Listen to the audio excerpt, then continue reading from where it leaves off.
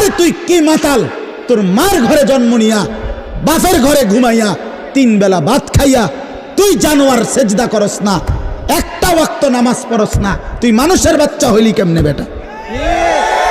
এই বেহায়া বেনামাজি, আজকের সারাদিনে যারা 1 ওয়াক্ত নামাজ পড়ো নাই, বের হবে এটা তুই বেটা। বেশরম, বেহায়া, তোর মালিক তোকে সৃষ্টি করে না? তোর আল্লাহর দেওয়া আসমান তুই ভোগ করো না? কার জমিনে তুই চলো বেটা? এজন্য লজ্জা থাকলে, আমার কথা শেষ, শরম যদি থাকে, মায়ের দুধ যদি খেয়ে থাকো, আমি বললাম বেনামাজি ছেলেরা আজকের রাতে এশার নামাজ পড়ো।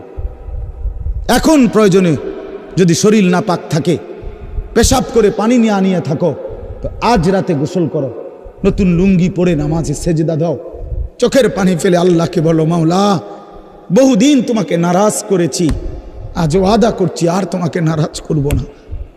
আল্লাহ বলবে, বান্দা আমি এখনই তোর পেছনের সব মাফ করে দিলাম। আল্লাহ বলে, বান্দা তুমি যদি রাত্রে আসো আমি রাত্রেই আসব, তুমি যদি দিনে আসো আমি দিনেই আসব। গুনাহ নিয়ে আসবা মাফ চাইতে রাতে, আমি আল্লাহ মাগফিরাত নিয়ে আসবো রাতে। তুমি আসবে যখন, আমি আসবো তখন। তুমি আসবা 1 বিগত, আমি আসবো 1 হাত। তুমি আসবা 1 হাত, আমি আসবো 2 হাত। তুমি আসবা হাঁটতে হাঁটতে, আমি আসবো দৌড়তে দৌড়তে। আও না বান্দা, আও, দেও সেজদা দাও, গোলামি করো, বন্দিগি করো, আমাকে ডাকো। কেন ভুলে গেলা বান্দা? মা গাররাক, মা গাররাক। আল্লাহ বলছে কোরআনে, মা গাররাক। এই মানুষ, এই আমার বান্দা, কেন আমারে ভুলে গেল? কেন ভুলে গেল? আমি কি সৃষ্টি করি নাই?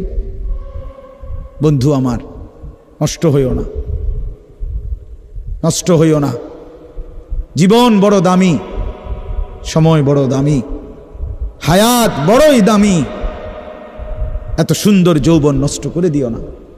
হাদিসের মধ্যে আছে, আল্লাহর নবী সাল্লাল্লাহু আলাইহি সাল্লাম বলছিলেন, লাকাদ হামামতু আন আমুরা ফিতিয়াতি, আমার মন চায় আমার যুবকদেরকে সঙ্গে নিয়ে আমি ঘরে যারা নামাজ পড়ে আমি তাদেরকে বের করে আনি, অথবা আমি তাদেরকে আগুন দিয়ে ঘর সহ জ্বালিয়ে দেই। নবীজির হাদিস এটা। নবীজি বলছে, আমার ইচ্ছে